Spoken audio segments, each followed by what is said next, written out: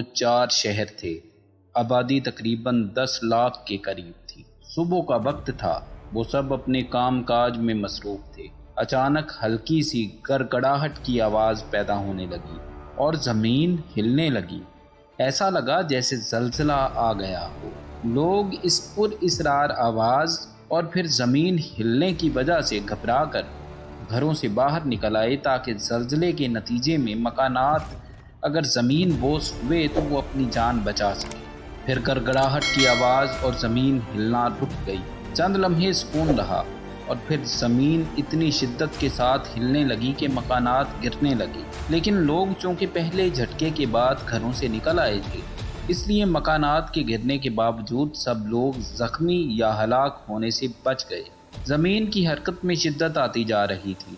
جتنی جگہ پر شہر کے مکانات تھے اتنے علاقے کی زمین ارد گرد سے کئی فٹ اونچی ابھر آئی تھی۔ یوں لگ رہا تھا جیسے صرف شہر کے علاقے کے نیچے کی زمین میں بیلچہ گھسا کر اتنے علاقے کی مٹی کو نیچے والی زمین سے الگ کر دیا گیا ہو۔ شہر کے لوگ انتہائی خوف زدہ اور پریشان ہو چکے تھے۔ وہ شہر کے علاقے سے باہر بھی نہیں نکل سکتے تھے کیونکہ شہر کی زمین کافی اونچی اٹھ چکی تھی اور دونوں زمینوں کے درمیان گہری کھائی سی بن چکی تھی۔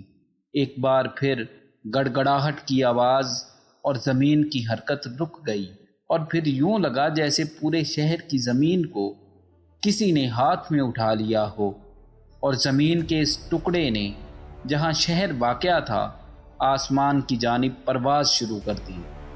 پھر کئی کلومیٹر اوپر بلندی پر پہنچ کر زمین کے اس ٹکڑے کو الٹا کر کے زمین کی طرف پوری قوت سے پھینک دیا گیا۔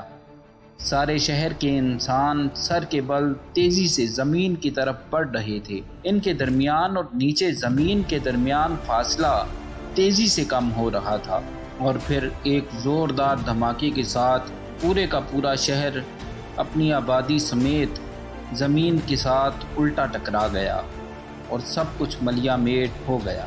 یہ بہت تیزی اور شدت سے ہوا تھا۔ شہر کی ساری آبادی 1 سیکنڈ میں پس کر پاؤڈر جیسی بن گئی۔ کچھ افراد زندہ بچ گئے تھے لیکن وہ شدید زخمی بھی تھے۔ انہوں نے شدید زخمی ہونے کے باوجود اپنی جان بچانے کے لیے اس علاقے سے نکلنے کے لیے دوڑ لگا دی۔ ارد گرد ہر طرف مٹی دھول کے بادل رہ گئے تھے۔ مکانات مکمل طور پر مٹی بوس ہو چکے تھے۔ پھر اچانک آسمان سے پتھروں کی برسات شروع ہو گئی اور وہ پتھر ان انسانوں کو لگنے لگے جو زخمی تھے اور جان بچا کر بھاگنے کی کوشش کر رہے تھے۔ ایک بات بہت عجیب تھی، ہر ایک پتھر پر ان کے الگ الگ نام لکھے ہوئے تھے۔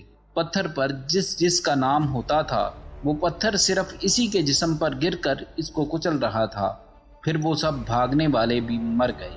ہر طرف خاموشی چھا گئی۔ صرف 5 منٹ میں پہلے جہاں ہنستا بستا شہر تھا وہاں صرف دھوئیں کے بادل رہ گئے تھے اور مکمل طور پر خاموشی کا راج قائم ہو چکا تھا۔ اس پورے شہر کو اس کی زمین اور آبادی سمیت جبرائیل فرشتے نے اپنے پر کے ذریعے سے اٹھایا تھا اور پھر اللہ تعالیٰ کے حکم سے باقی شہروں کو بھی ان کی آبادیوں سمیت اٹھا کر بلندی سے الٹا پٹخ کر تباہ کر دیا تھا۔ ان لوگوں کے ساتھ یہ کیا ہوا تھا؟ کیوں ہوا تھا؟ یہ لوگ کون تھے؟ یہ سب لوگ بدترین عذاب الہی کا شکار ہوئے تھے۔ یہ سب حضرت لوط علیہ السلام کی قوم سے تعلق رکھتے تھے۔ یہ سب ایک ایسے گناہ کے عادی تھے جو انتہائی بدترین تھا۔ ناظرین گرامی، کچھ دن پہلے پاکستان کا پہلا ٹرانسجینڈر ڈاکٹر بن گیا۔ اسے خوب پرموٹ کیا جا رہا ہے، سر آنکھوں پر بٹھایا جا رہا ہے۔ سوشل میڈیا، الیکٹرانک میڈیا پر یوں لگتا ہے جیسے ایک طوفان آ گیا ہو۔ صرف ایک یہی خبر ہر طرف تیزی سے پھیلائی جا رہی ہے۔ ایک ایسا بہت بڑا گروہ جو پاکستان میں زیر زمین اور دنیا بھر میں سر عام موجود ہے، ٹرانسجینڈر نامی لعنت کو عزت دار اور فطرت کے عین مطابق ثابت کرنے میں مصروف ہے۔ یہ ٹرانسجینڈر کون ہے؟ یہ ایک مکمل مرد ہے۔ جسمانی طور پر اس کے اندر کوئی نقص نہیں تھا، شادی کرنے اور اولاد پیدا کرنے کی صلاحیت سے مالا مال تھا۔ لیکن اس کے اندر نفسیاتی طور پر ایک خرابی پیدا ہو گئی تھی کہ یہ لڑکیوں کی طرح ناز و ادا دکھانے لگا۔ یہ لڑکی تو نہیں تھا، لیکن اس نے خود کو لڑکی تصور کر لیا۔ اس کے اندر ہم جنس پرستی کی علت پیدا ہو گئی۔ پاکستان میں سن 2018 میں ایک قانون پاس ہوا جس کے تحت ایسے لوگ جو مرد ہونے کے باوجود خود کو عورت سمجھتے ہیں یا عورت خود کو مرد سمجھتی ہے، وہ خود کو اپنی من پسند جنس کے طور پر پیش کر سکتے ہیں۔ چنانچہ اس نے بھی خود کو ٹرانس جینڈر عورت کے طور پر نادرا کے آفس میں جا کر رجسٹر کروا لیا۔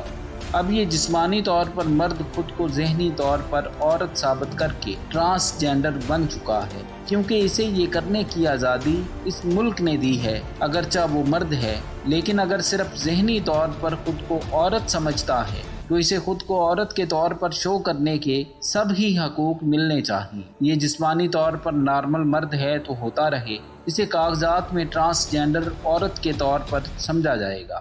بعض لوگ ہجڑوں کو ٹرانس جینڈر سمجھ لیتے ہیں، یہ شدید غلط فہمی ہے۔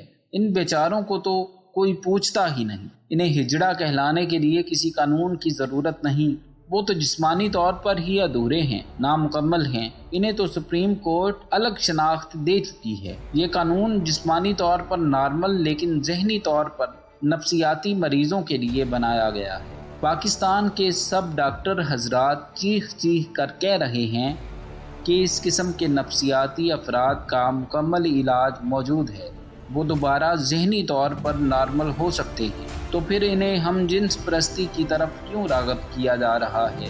یہ نئے بننے والے قانون کی مہربانی کہ جسمانی طور پر مکمل مرد خود کو عورت قرار دے کر کسی دوسرے مرد کے ساتھ شادی کر کے دونوں پھر ہم جنس پرستی کی زندگی گزار سکتے ہیں۔ ایسا قانون حضرت لوط علیہ السلام کی اس قوم کے اندر بھی نہیں بن سکا تھا، جسے اس گناہ کی پاداش میں بدترین عذاب کا نشانہ بنا کر روئے زمین میں اس کا وجود ہی مٹا دیا گیا تھا۔ یہ عذاب الہی کو دعوت دینے کی کوشش کی جا رہی ہے۔ یاد رکھیے، اس قانون کے ذریعے ہم جنس پرستی جیسے عظیم گناہ کو پاکستان جیسی مسلمان ریاست میں جائز قرار دے دیا گیا ہے، اور سب پاکستانی یا تو لا علمی کی وجہ سے خاموش ہیں یا پھر جبراً خاموش کروا دیے گئے ہیں۔ ان ہم جنس پرستوں کے لیے آسانی پیدا کر دی گئی ہے کہ جس طرح چاہیں یہ اپنے من پسند گناہ کا سلسلہ جاری رکھ سکتے ہیں۔ حضرت لوط علیہ السلام کی قوم میں کچھ لوگ ایسے بھی تھے جو اس گناہ سے شدید نفرت کیا کرتے تھے، احتجاج بھی کرتے ہوں گے، کمزور اور کم ہونے کے باوجود اپنے حصے کا کام کرتے ہوں گے۔ اللہ تعالیٰ نے انہیں اس عذاب سے بچا لیا، وہ دنیا اور آخرت میں بھی اللہ کی پکڑ سے بچ گئے اور جنت میں بھی اپنا گھر بنا چکے تھے۔ فتنوں کے لحاظ سے یہ بہت مشکل ترین وقت ہے، اب حق کی آواز بلند کرنا ناممکن بنا دیا گیا ہے۔ اس گناہ کا سب میڈیا والوں کو علم ہے، لیکن انہیں روزی روٹی کے شکنجے میں اس طرح جکڑ دیا گیا ہے کہ ان کی روحیں بھی قید ہو گئی ہیں، ضمیر مر گئے ہیں، آواز نہیں اٹھا سکتے۔ نبی کریم صلی اللہ علیہ وآلہ وسلم کا فرمان عالی شان ہے کہ گناہ کے خلاف زبانی کلامی آواز اٹھانے والوں کا ایمان دل میں برا کہنے والوں سے ایک درجہ اوپر ہوتا ہے۔ میں کوشش کرتا رہوں گا کہ اپنے آپ کو ایمان کے اس درجے پر لازم قائم رکھوں جس میں صرف دل میں برائی کو برا نہ کہا جاتا ہو بلکہ برائی کے خلاف آواز بلند کی جاتی ہو۔ یاد رکھیے اور کسی غلط فہمی میں مت رہیے کہ عذاب صرف پرانی قوموں پر ہی آیا کرتے تھے، پتھر صرف انہی پر برستے تھے، چہرے صرف انہی کے مسخ ہوتے تھے۔ نہیں، ایسا نہیں ہے، یہ شدید غلط فہمی ہے۔ نبی کریم صلی اللہ علیہ وآلہ وسلم نے ایک حدیث میں یہ بھی فرمایا ہے کہ جب گناہوں کا یہ عالم ہوگا تو انتظار کرو تیز آندھیوں کا، آسمان سے پتھروں کے برسنے کا، چہرے مسخ ہونے کا اور زمین میں دھنسائے جانے کا۔ اللہ تعالی ہمیں اپنے حصے کا کام کرنے کی توفیق اور ہمت عطا فرمائے۔ ناظرین گرامی، اس ویڈیو کو اپنے دیگر دوست احباب کے ساتھ بھی شیئر کیجیے اور مجھے اجازت دیجیے۔ اللہ نگہبان۔